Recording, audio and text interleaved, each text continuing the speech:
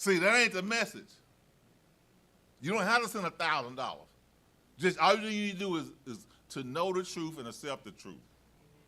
And so Paul mentioned both power and pastoral concern accompanied his gospel message to. He said, power and pastoral concern accompanied my message to the Thessalonians. So one of the things was happening was they was coming against Paul and saying accusing Paul of not wanting support from the Thessalonians. In other words, they were saying, Paul, you just trying to get stuff out of the Thessalonians. That's what they was accusing him.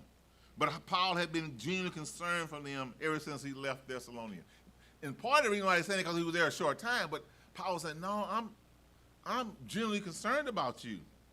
And he insisted that his action, Paul said, my actions, not just my word, but my actions.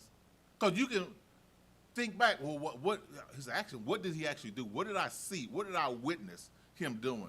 Did his action, while he was among them, prove that he cared for him? Because your word can say one thing, but they're just word. I don't know. That's what they say they're going to do. That's what they say they're going to do. But you think back about his actions, but he was saying, my actions prove that I care for you. I told the Thessalonian believers that their fate was being talked about throughout the region. See, now this is funny. Paul wouldn't have known that the Thessalonian fate was being talked about throughout the region. Only why he knew that because they was pushing him out of the region. So he knew about what's going on because they were pushing him this direction. Had they let him stay, he would have known. They might have been talking about him throughout the region, but he would have never known. But because they pushed him there, he had awareness. Yes. He knew that they was talking about the Thessalonians. He knew the gospel was spreading, yes, in spite of persecution. Yes. And that's what we got to know. In spite of persecution, stumbling block, things that come to try to block the gospel, try to block the word. And in spite of that, the gospel is going to spread. Every man, woman, child going to hear the gospel. You can't stop the gospel. Try if you like, but you can't stop the gospel. And so even though the apostle was only able to spend a few weeks among them, their choice to believe in spite of significant persecution was making headlines. So now they're making headlines, read all about it. Thessalonians, standing strong in their faith, enduring persecution. Their faithfulness and sacrifices was causing the gospel to spread. That's what causes spread, our faithfulness. When people see us walk it and just rather than just talking it, people like, well, they went through it. They got fired. They didn't start shooting. They didn't start cursing. They went in happy. They came out happy, even though they was fired. The other person went in happy, came out yelling and cursing and trying to. What did they have? What did they have that they didn't have? I want some of that. Because when I go in, I want to come out like I went in. Yes. Regardless of what they do or don't do. That's right. So the Thessalonian faithfulness made them examples. You don't have to answer this, but you're going to answer anyway in your heart. You have to spell a word, you already answered. You're going to answer anyway in your heart. You have to spell a word, you already answered. Do your faithfulness make you an example to other believers? I'm going to put that in my Facebook page. Let that hang right there. Do your faithfulness make you an example for other believers? Do other believers want to model you? I didn't say non-believers. I didn't say fakers and shakers. But believers, do they want to model you based on what they see? That Greek word typos, translated example, carries the idea of a mark or impression left by a seal or some other pattern. So does people want a pattern out for you based on how you live? Little Johnny looking up at you. Little Johnny looking up at you. Nappy-headed and all, snotty nose, be looking at you.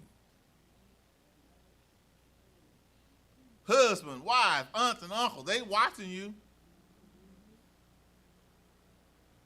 Is you a pattern? Are you a type post? Are you a seal? Of all the churches who received Paul's letters, only the Thessalonian church was given this kind of accolade. The Thessalonian church was a pattern, right? Right? And so Paul shares several details that fill out the Thessalonian salvation story. He said they had turned away from idols to serve the living true God. And they was eagerly looking for the return of God. Their commitment was so inspiring that they had traveled through Macedonia and Achaia. And people would come up to Paul and tell him about the Thessalonians. So their faithfulness, they were being faithful, but faithfulness was going out ahead of them. See, people should already know about you. Before they even. If you live in any kind of life, they should already know about you. Your story should go ahead of you. And it should be a good story. It shouldn't be a nightmare. Here's Johnny. There shouldn't be no Freddy Krueger story. A lot of times people they already know you because they've heard about you.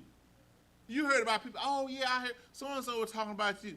And somebody said, oh, I heard about you. I'll be like, well, what did you hear? You should feel comfortable if somebody said, yeah, I never met you, but I heard about you. You should feel comfortable. Because as soon as they say that, you're going to start running. Your head going to start spinning. What have I done? What have I said? Who I done it to?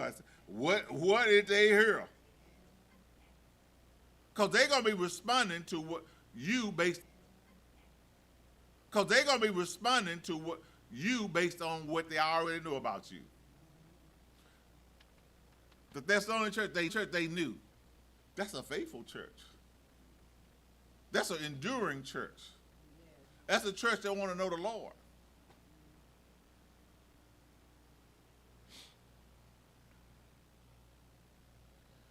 So let's look at God pleases ministry for you, not from you.